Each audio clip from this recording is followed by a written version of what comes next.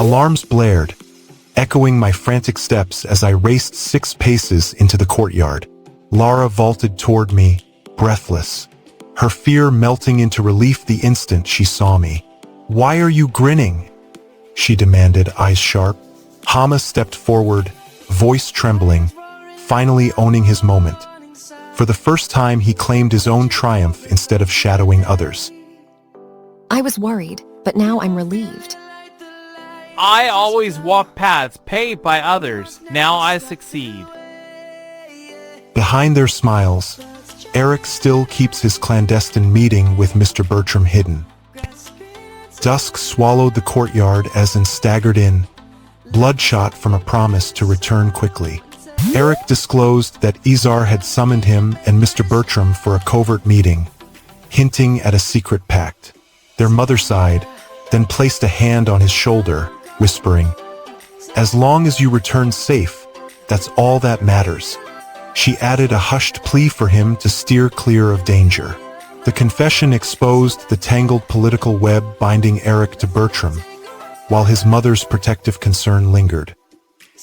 When Isar asked me and Mr. Bertram to meet. Wow, as long as you came back safe, that's all that matters. Join the Hari squad with a sub before the system crashes. Bella confronted Eric, demanding an explanation for his sudden dismissal after a fleeting chat with Mr. Bertram. She argued that a simple conversation shouldn't strip him of his responsibilities. How can a knight discharge me just by talking to Bertram? She suspects Bertram is pulling strings behind the scenes. Eric muttered that his life was a mess, questioning whether his own temperament was the flaw. He erupted, shouting about the absurdity of peeling onions, attempting to force a grimace into forced optimism. Why am I peeling onions? Kaya, think positively. He now faces his mother's stern warning about the onions. Bella cornered Eric, demanding the truth about his covert conversation with Mr. Burgrave. Meanwhile, his frantic onion-peeling outburst erupted within the rehearsal studio, spilling a volatile secret that shattered the palace's fragile calm. Eric sensed his slacker reputation crumble under Bella's piercing doubt. His mother's lingering gaze intensified his desperation, turning the once light-hearted onion-peeling task into a fierce battle for his self-worth. The crew stared at the bold Kid Ari Studio sign, the palace walls dissolving before their eyes, exposing Eric's secret alliance with Mr. Burgrave and the ominous fate looming in uncertain darkness. 100% pure story, 0% filler. Subscribe to Manwa with Harry. The alarm shatters the dawn. I sprint toward the field. Anna's voice cracks over the rows, shouting Erich's name. Erich spins, bewildered, asks if I'm needed. We stand in freshly turned earth, the communal farm silent after the blast. Villagers freeze, eyes glued to our exchange. Anna repeats the call louder, demanding Erich join the planting crew. Erich grips a hoe, nods, and strides toward the furrows. Our voices echo across the empty rows, slicing the uneasy calm. Rumors whisper of buried loot the army hid before fleeing. Gold lies somewhere beneath these soils, waiting to be unearthed. Madam! Anna! Erich chuckles, wiping sweat from his brow. He watches Anna's wistful stare and decides to tease her. He jokes that if she needs a man to boss around, she should just remarry. The crowd laughs, tension easing for a moment. Yet his sarcasm masks a deeper worry. A new husband might bring unwanted attention from the princes. Villagers understand the risk of attracting royal eyes with a marriage tied to the treasure. Erich's mockery reminds everyone that any personal decision now carries political consequences. Need a boss? Just remarry, madam. The joke foreshadows a looming proposal that could change everything. Anna's face turns solemn as she remembers her late husband. The crowd leans in, eyes darting. Someone asks if the rumor about the prince is true. Erich leans forward, voice low, warning that the crazy prince has returned to the capital. He tells them to keep quiet or risk execution. He repeats that insulting royalty means hanging. He asks if the prince is really back, then declares no way. This matters because speaking out could bring royal soldiers to the village. Crazy prince returns. Speak ill, you die. Is he back? No way. A sudden shout about a coach catches everyone's attention. A voice cuts through the murmurs, shouting coach. The shout comes from a younger villager pointing toward a distant rider. Anna and Eric rally the terrified villagers to unearth the cursed ring, igniting a fierce debate as the ground trembles under the weight of their promise. Anna risks losing her father's legacy while Eric risks exposure, and the whole village teeters on surrendering their harvest and freedom. A distant rider bearing the Mad Prince's banner looms, and the child's smudged studio logo hints at a looming force that could shatter the fragile pact. That betrayal stung. Subscribe to Manwa with Harry for the payback. The palace fell, but the quest begins. A dark carriage barrels down mist-cloaked hills, Duke Gerhardt's men flanking the prince. They glide past a guard post unseen toward the Duke's remote manor village. The Duke shields the prince, fearing royal scrutiny. The wheels screech at a stone gate. The prince alights, scanning the hushed lanes. Tension crackles, an uneasy alliance forms. The Duke's next words promise Franz's grim fate. The prince strides past a humble stall. A girl named Anna clutches a wooden toy, her grin sparking an ache for innocence. A scruffy dog sniffs his boot, then bolts. Sunlight bounces off stone, illuminating the Duke's banner. He pauses at a bulletin, eyes catching a soldier summons. Weariness settles deep. A servant bellows, Prince Bertram has arrived. The proclamation reverberates through the courtyard. A nervous chuckle follows, breaking the tension. The prince steps forward, cloak rustling, as guards ready the palace doors. The atmosphere shifts from private council to public ceremony. Guards move to open the gate for the prince's entrance. A guard throws open the massive doors, stepping aside to usher the prince in. He shouts, "Philip Gerhard, royal scribe, welcome." A stray goat bleats nearby, adding an odd comic note. The interior, eyes searching for Philip. The stage is set for a crucial exchange about war debts and the cursed lineage. Duke Gerhardt cuts in with a flat no. The prince retorts, admitting he seized a throne meant for his brother, justifying it as a reasonable move because his reputation was tarnished and he lacked popular support. This admission explains his guilt over his claim to power. No. The argument shifts to the prince's wartime choices. The prince argues his decision was reasonable. They couldn't afford to prolong the war and he never sought revenge. Duke Gerhardt snaps, "No, I introduced you to that mage." The clash shows the prince blaming his own actions while the Duke claims credit for the mage's aid. The prince storms Gerhardt's marble hall, demanding answers about Franz's exile. The Duke leans in, urging him toward scribe Philip. Philip slams open a grim ledger, revealing 2 priceless relics vanished to settle the war debt. The prince's gaze flicks to the cursed throne, then softens. He imagines a modest border farm, onions in his hands, pigs snuffling nearby. A farmer shouts that the village already overflows with crops, and the prince rolls his eyes. Prince Bertram leans forward, asking Duke Gerhardt if the border village holds strategic value. Gerhardt shakes his head, insisting the spot isn't a military asset. He explains he covets the forest there for personal reasons, not war. The prince storms Gerhardt's marble hall, demanding the truth about the vanished relics and declaring that breaking the curse will grant him the border village that once saved him. Gerhardt feels his authority crumble as the prince wavers between gratitude for a promised haven and fear of losing his own power, while the Duke's fatigue turns to bitter suspicion. The prince vows to reveal his hidden motive only after securing her consent, leaving the mystery of the enigmatic woman and the cryptic GC62 carving to loom over the kingdom's fate. Welcome to the slaughter. Subscribe to Manwa with Hari. The explosion drowns every shout, and I step forward, eyes locked on the wreckage. I snatch a dented helmet, brandishing it like a trophy. Duke Gerhard recoils, hand hovering over his throat, convinced a trap lies hidden. The prince stammers, voice trembling. Something feels wrong. I can't. A clerk bursts into nervous laughter, typing, "I'm log LOL," to shatter the heavy silence. The council leans in, hungry for answers. Duke Gerhard exhales a weary, "Ha, ha," then sweeps his gaze across the assembly. "What do you all think?" he demands, thrusting the decision onto every noble present. Each voice must now weigh the fate of the disputed borderland, a choice that will crown the next title holder. The former commander sneers, "Your Majesty, you're amusing, so I named you secretary." The prince snaps back, calling the commander shallow and easy to read. Their sharp banter reveals mutual awareness of each other's hidden agendas, and a simmering anger toward Bertram bubbles beneath the words.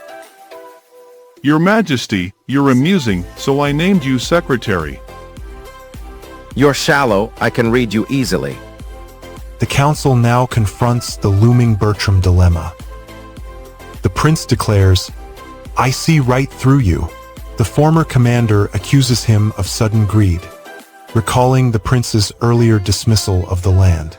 He warns that the real threat emanates from Bertram's schemes. I see right through you. Bertram jerks awake, eyes flaring, voice cracking as he shouts, What the?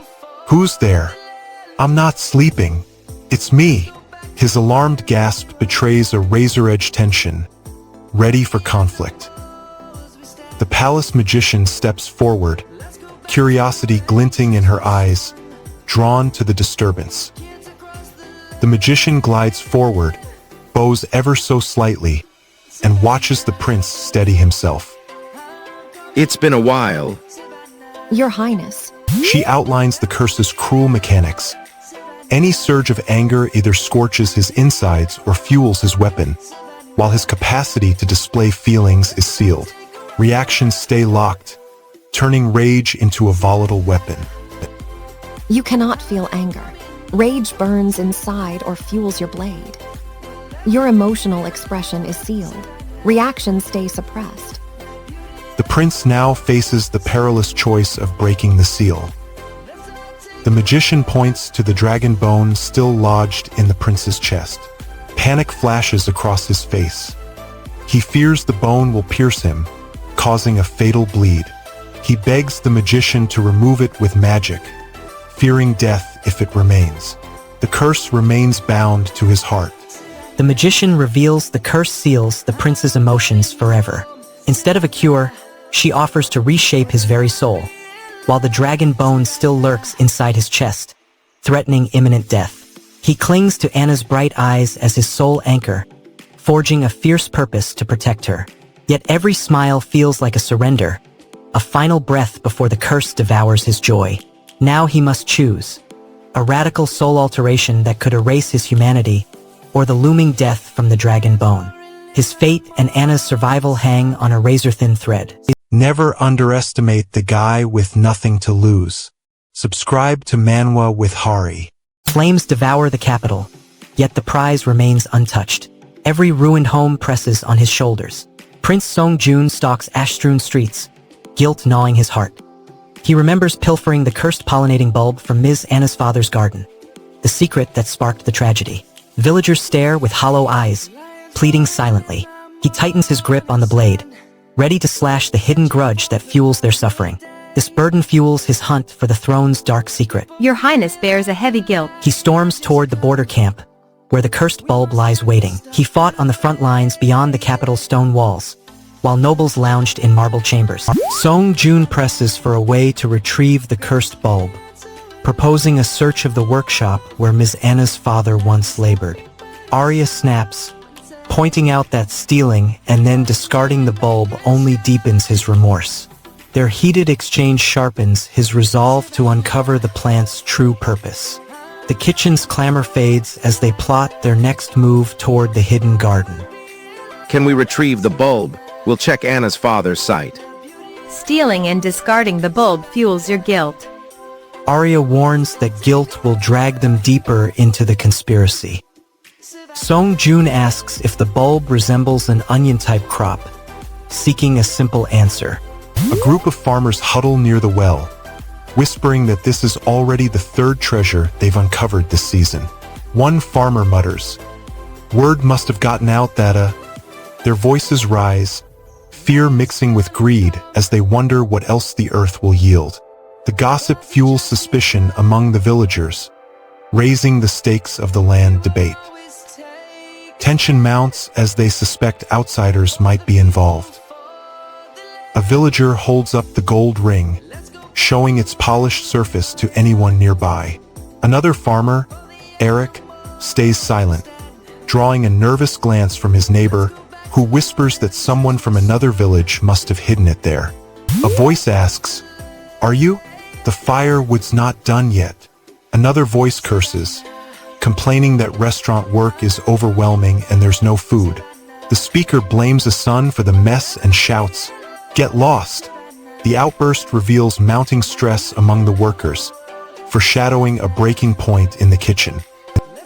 Are you? The firewood's not done yet. Damn it, too much restaurant work, no food. Someone must finally step up to finish the firewood. Eric tells a child to wait elsewhere for his share of food later. He points to the pig that has swelled huge while Mr. Bertram was away. The Highness mutters, "Never," then calls out, "Ms. Anna," the crowd for the scholar who knows the bulb's origin. His urgency signals he needs her knowledge to locate the cursed plant. This step moves his quest forward. Ms. Anna's response could reveal the bulb's hidden location. He approaches Mr. Eric, asking, "Are you crying?" Eric wipes his eyes, admits he's hungry, and tries to mask his tears. The Highness offers a brief apology, then urges him back to work. This interaction shows the crew's exhaustion and the Highness's leadership. Their morale will be tested when the village's gold ring sparks conflict. The Highness slams down the glittering ring, proclaiming he will never barter his heart for gold. He calls out urgently for Ms. Anna, demanding the scholar's insight to pinpoint the cursed bulb's hidden lair, all while villagers labor tirelessly, rebuilding each shattered home stone by stone. Tears soak his apron as he shoulders his people's survival, sacrificing personal longing for duty. Every villager feels the sting of hunger, the ache of grief, as they labor through relentless reconstruction. Without Mr. Bertram's tools and orders, work grinds to a halt. The looming threat of the cursed onion's bloom hovers over the village, while the Highness's desperate plea for Anna's answer remains unanswered. Show everyone you know your stuff. Subscribe to Manwa with Hari and stay ahead of the curve. The city burned behind me, and the timer ticked down. He must lift a curse to feel again, even as his soldiers vanish into myth. At the city gate office, a clerk tells the prince any travel outside the walls requires a permit. The prince asks who issues the permit. He nods, says he'll comply, and thanks the clerk. The permit is his only ticket into the cursed zone, where the missing battalion waits. If you have business outside, obtain a permit. Thank you, I understand. He now mentions the cursed region as his goal. The city guard takes the freshly signed paper and stamps it with a bold O, sealing the approval. A veteran officer recounts that Philip Gerhard volunteered for the recapture battle, returned triumphantly with the enemy general's severed head, and then vanished along with his entire squad. No bodies were recovered, marking a no-corpse anomaly. The council orders a fresh investigation once the front stabilizes, hoping Philip's fate reveals the cursed region's secret. This matters because the missing squad may hold the key to breaking the prince's emotion-stealing curse. Yet chaos still follows his brief victory. The officer continues, explaining that although Philip's strike killed the enemy leader and turned the tide, a sudden chaotic melee erupted right after. In that chaos, Philip lost his men and the head he carried, and the battle's tide faltered. Night falls over the capital as lanterns light the grand hall. The kingdom gathers for a lavish banquet meant to showcase Prince Bertram's return after 9 years. Nobles whisper about the rumors of his madness, while officials line the aisles. Bertram steps onto the marble floor, escorted by guards, his armor glinting. The crowd parts, some bow, others stare, measuring his worth. This matters because his appearance will sway public opinion and solidify his claim to the throne. A sudden hush falls as someone spots an unexpected figure. The hall glitters with crystal chandeliers and towering tapestries. Long tables overflow with roasted pheasant, spiced wine, and gilded desserts. The commander gasps, calling the prince's safe return unbelievable and thanking the gods. He then announces that from this moment the kingdom will thoroughly re-educate Bertram as a prince. The proclamation hints at strict training and monitoring. This matters because it signals the start of a controlled program that may limit Bertram's freedom and shape his future actions. Bertram's travel permit request looms next. This is the moment everything changes. The senior commander steps forward and says a proper human being must obey the kingdom's will. He points at Bertram, demanding the prince live up to that standard. The crowd murmurs. The cloaked figure drops his hood, exposing a battle-scarred face, bows to Bertram, and the senior commander proclaims the kingdom will re-educate him as the rightful prince, reshaping his destiny. Bertram feels the crushing weight of newfound honor tangled with the loss of his freedom. While the court swells with hope and fear, each soul sensing the fragile balance between glory and subjugation. The kingdom's demand hangs over Bertram as the senior commander eyes him, leaving the question of whether the prince will obey, rebel, or ignite a deeper conflict that could tear the realm apart. The next chapter recap drops in days. Subscribe to Manwa with Harry before it goes live. Blood stains my boots, the countdown ticks louder.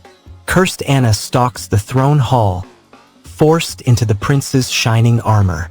Glowing shackles coil around her wrists, warping her into a beast. Royal guards line the stone walls, sealing her inside. The stern uncle watches, unmoving, as the magician's sigil flickers beneath their feet. Every passing hour tightens the curse, draining her humanity. One more command from him could seal her fate forever. Anna glides to the kitchen, pantry yawning empty.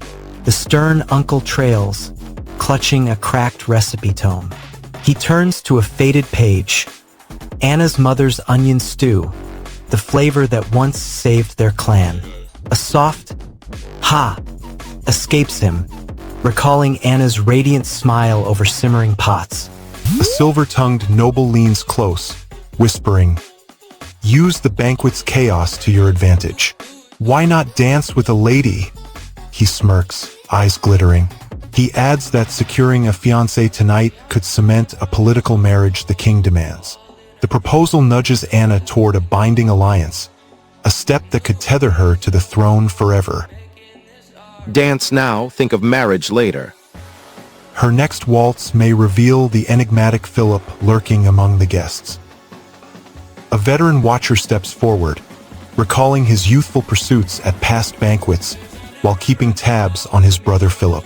"Even a watcher craves thrills," he remarks, noting the oddity of Philip's presence at this feast.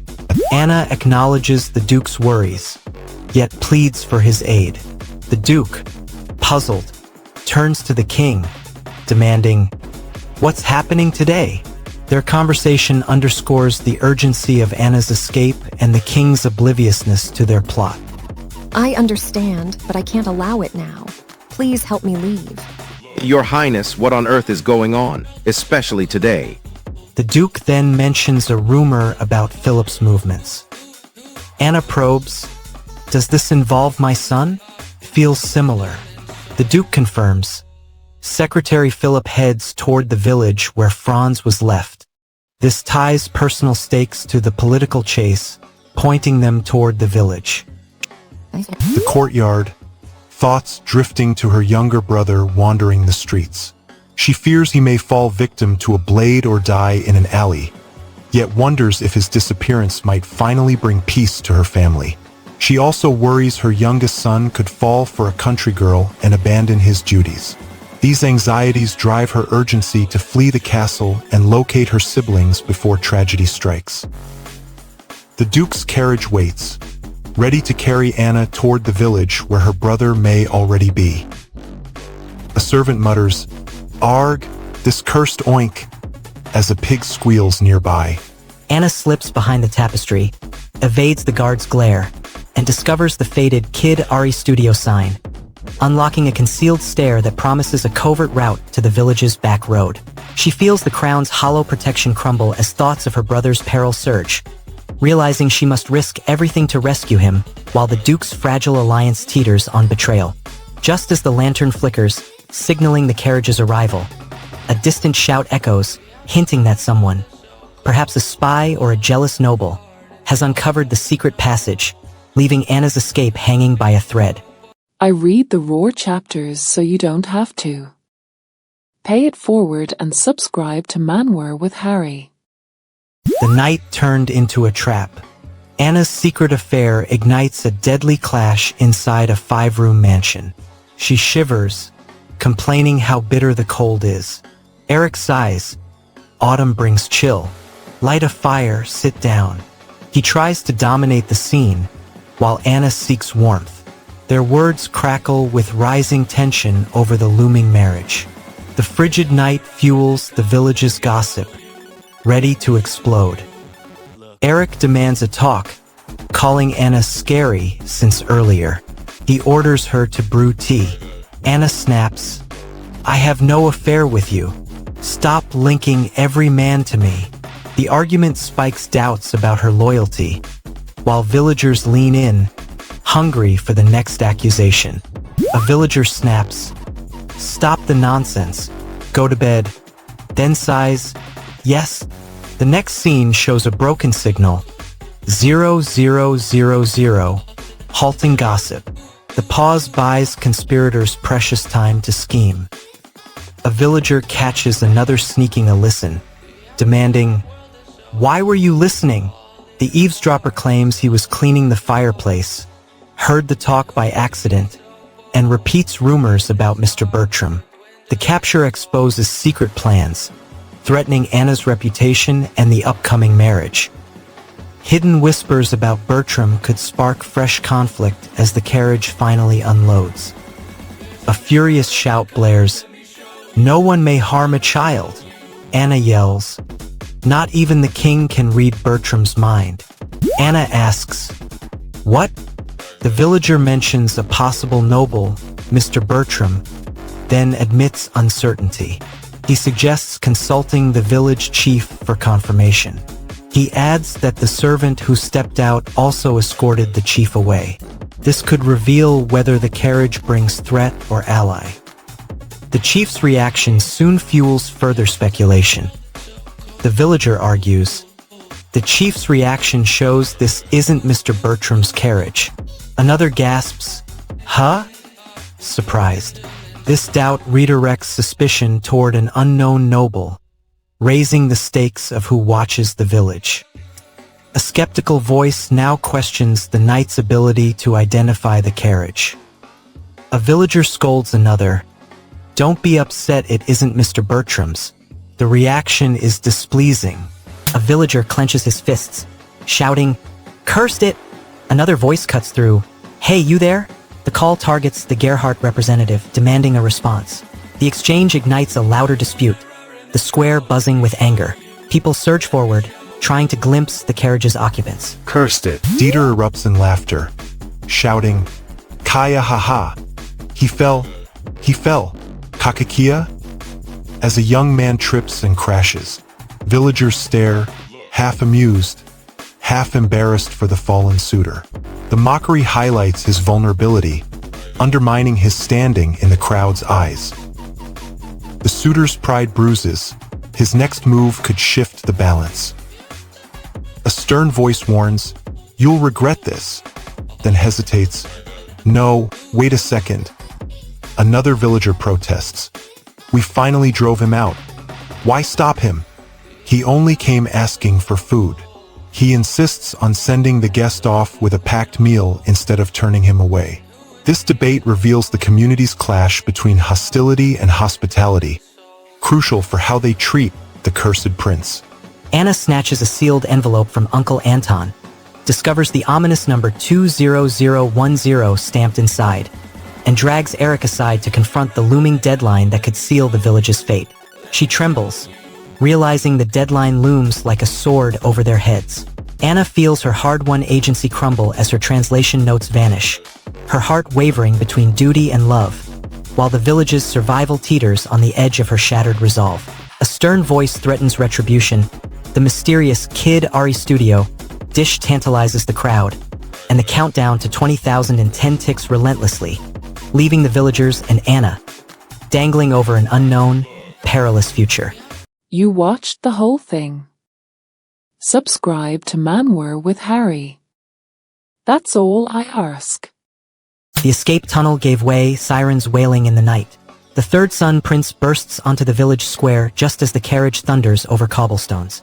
Farmers clutch plows, children cling to mothers, eyes wide with fear. He swears an oath.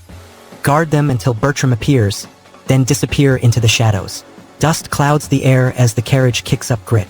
Villagers murmur, pointing at the blackened woodwork and the driver hidden in the shadows. His hand tightens around his blade, heart pounding.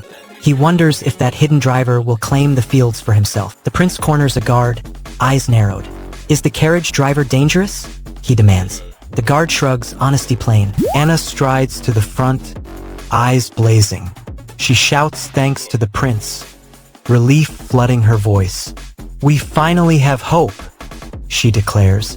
The commander snarls, tightening his grip, trying to silence her optimism.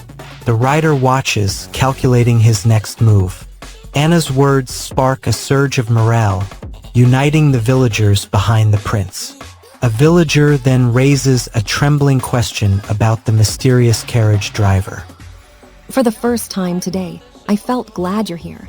A villager asks about the driver's identity. A nervous villager steps forward, eyes flicking to the carriage. I don't recognize the man inside, he mutters, puzzled by the hidden face. The commander dismisses the query, focusing on his claim. The commander lifts his hand, silencing murmurs. He points at the cultivated plots, declaring them crown property. A banner bearing his crest flutters above the carriage. Villagers exchange nervous glances. The third son steps forward, axe still sheathed, eyes locked on the commander. The knight mutters a sarcastic remark, rolling his shoulders. A child clutches a sack of onions, eyes wide. Suddenly, the carriage driver shouts, cutting the uneasy silence. The commander's voice booms, demanding the fields. The third son scoffs, fists clenched, spitting an insult at the commander. That rude wretch. The errand boy delivers a lunchbox, never revealing the commander's face. Villagers joke that his visage must be priceless. Anna speaks up, asking for a short break from the communal farm while the noble stays nearby. The group nods, granting her request. The third son turns to the knight, bows his head, and whispers a quiet thanks. The knight nods, accepting the gratitude without comment. This brief exchange shows a fragile alliance as the commander's threat looms. Thanks. Thank you. The knight's warning follows in the next scene. The knight steps forward, eyes narrowed. He tells the third son that avoiding the commander is obvious, because the prince is a deserter from the commander's unit. The knight continues, insisting that if the charm has held so far, that's enough. He declares, catching mice is the barn owner's responsibility now. His words shift blame onto the farmer, implying villagers should stop meddling. A farmer steps forward, ready to challenge the knight's decree. A small caption appears at the bottom of the page, Kid Ari Studio. It credits the studio that produced this chapter. The note reminds readers of the creative team behind the story. The next scene promises a showdown as the farmer confronts the knight. The knight storms forward, mocking the third son as the commander's dust-caked carriage rumbles into the square. His cat charm jabs slicing tension like a blade. Anna watches, delivering sardonic praise while the third son's reputation crumbles. leaving him teetering between disgrace and a desperate fight for survival. The carriage doors grind open, revealing a shadowy figure whose intentions remain hidden, threatening to upend loyalties and ignite a deadly power struggle. If you actually care about the world building, you're in the right place. Subscribe to Manwa with Hari. Flames roar and I see the mission collapse. The prince charges forward, his guard abandoned as the noble legion closes in. France bellows, "All right, ready to go." Then snarls, "Are you okay alone?" The wretched noble arrives soon. "I'm ready." His bravado masks the darkness looming over the village, which scrambles for a hopeless defense. "All right, ready to go. Are you okay alone?" Noble wretch arrives soon. "I'm ready." The village chief's stubborn speech hangs in the air, promising a storm. France chuckles, then repeats the oath. "We'll tell the noble we'll never abandon this village, even if death claims us." The villagers grip their tools like weapons, eyes hardening with fierce resolve. France growls, "When the hell does that wretch Bertram return?" The question spikes the urgency.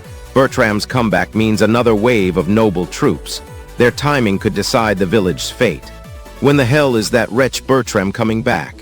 An unexpected voice may hold the answer. A low grunt ripples through the crowd. "Ain," as nerves tighten. The murmur signals the villagers bracing for the next decisive move. The following scene will unveil who finally steps forward. Something feels off. The village chief climbs onto a crate, bellowing orders to the assembled crowd. He blames the nobles for the raid and urges the people to hold their ground. A swift scout darts to the manor's entrance, shouting that Anna lurks within the high tower. He gestures toward the stone structure, then mutters a puzzled question about Carla, echoed by a nearby villager. The intel alerts France that Anna is close, potentially vulnerable. Their positions will dictate the next moves in the looming battle. France steps forward, scanning the crowd. "What's wrong? Let's talk," he urges. Bertram cuts him off, voice sharp, demanding obedience. The clash of words fuels tension. France seeks diplomacy, Bertram refuses. Their exchange drives the conflict toward open violence. "What's wrong? Let's talk." Mr. Bertram, no.